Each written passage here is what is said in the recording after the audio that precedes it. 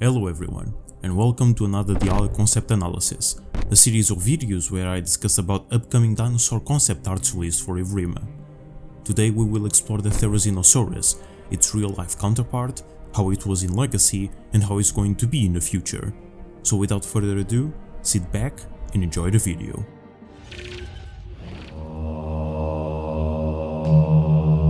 Therizinosaurus cheloniformis, or scythe lizard, was a large theropod from the late Cretaceous, inhabiting the swamps of the Asian Gobi Desert, Mongolia, 70 million years ago. Theri was a sight to behold.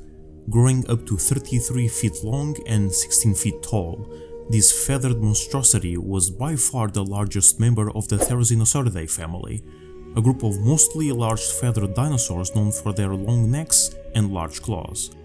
And large claws Theri had, each one reaching over 20 inches in length, possessing the longest claws of any land animal on Earth. Despite these species being directly connected to the theropod clade, which has most of the carnivorous fauna in the Mesozoic era, Theris were actually herbivores. Their elongated necks would enable them to feed off foliage from tall trees that other plant eaters couldn't reach.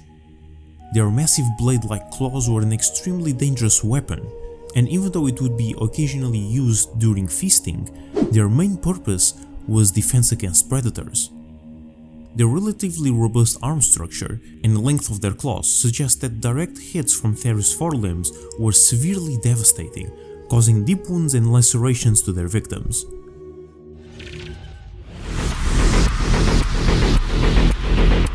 As the first dinosaur being implemented in the Isle way back in early 2016, Theri is a beloved member of the roster and considered by many the best depiction of this herbivorous theropod in all media. Their massive agility and scary ferocity in combat quickly established Therizinosaurus as an extremely dangerous herbivore. However, like many other dinosaurs mentioned in this series, these tickle chickens stopped being updated and were never introduced in modern Legacy. But unlike Shant or Enki, Theris got it worse. They haven't been updated for so long that they never received the scent mechanic, a feature that even most sandbox dinos possess. But even though this mega wolverine has been left behind, their speed and strength stay strong in current Legacy. Outside their heavy vulnerability to bleed damage and low HP for its size, Theris are still one of the fastest dinosaurs in the game, and the fastest apex excluding ambushes. Their multi-hit claw attack can easily one-shot the majority of the roster and melt through Rex's and Giga's HP in seconds. And with the confirmation of a complete rework, we will see Theri return to its former glory in Evrima, as it was in Legacy 6 years ago. Now that we have an official concept art, we can finally explore how our prehistoric EFC will behave in a new branch.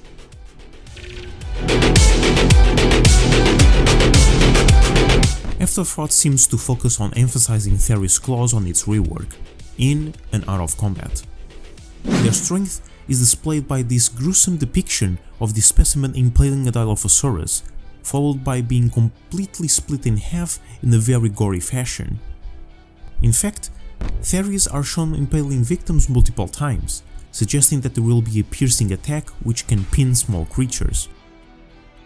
However, a bigger note present in the concept is this. The wounds on the Allosaurus's body can represent two distinct features. It may represent a deep wound debuff on their target which inflicts an unknown status, or can confirm the introduction of bleed into Theris' arsenal. We don't know exactly what this means, but the display of wounds in this manner is intentional. We will only have to wait and see what this might be in the future. Despite the numerous upgrades on the defensive department, their claws will not be for offensive uses only this time. Here we can see that they will have an ability to cut through vegetation. The purpose and reason for such is unknown, but with the nesting mechanic already being implemented, it is possible that Therizinos will require to cut specific types of foliage to build their nests. And speaking of nesting, Theris' big fluffy tail can be used as a hiding spot for hatchlings as depicted here, an ingenious method of concealment. Lastly, their movement appears to remain intact in the new branch, showing high mobility, able to barely evade the jaws of this Giganotosaurus. It's hard to tell if this also implies that Theris can directly confront apex carnivores, but at least we know that their agility will be superior.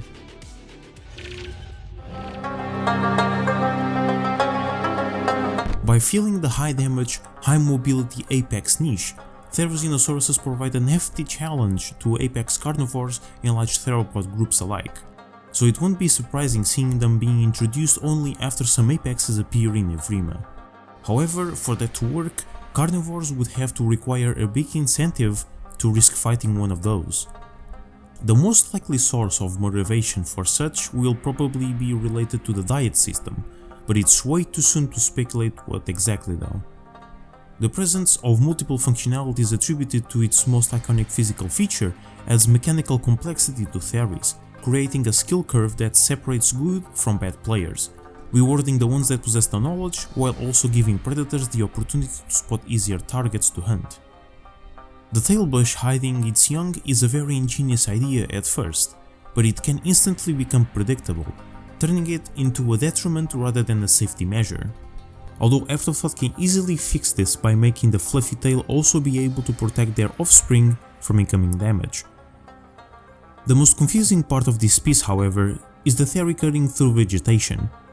The reason behind it is unclear and difficult to speculate since it really only shows it cutting bushes. On top of that, Hypsis fleeing from the area can suggest a possible omnivorous diet, or that Theri steal materials from other nests. The picture is considerably vague and hence difficult to predict what it might represent. But what do you think? Do you enjoy the new possible additions to Theri's kit, or would you like a different approach to the creature? Share your thoughts and opinions down below. If you want to watch previous concept analysis, there will be a playlist available in the end credits. If you are also interested in discussions about the Isle and its future, check out the rest of my content. A huge thank you to my Patreon supporters for supporting my channel and the content I create. If you wanna join the ranks, the link will be in the description. Don't forget to leave your thoughts and opinions down below, join our Discord server for memes and paleo nerd stuff, and hope to see you very soon.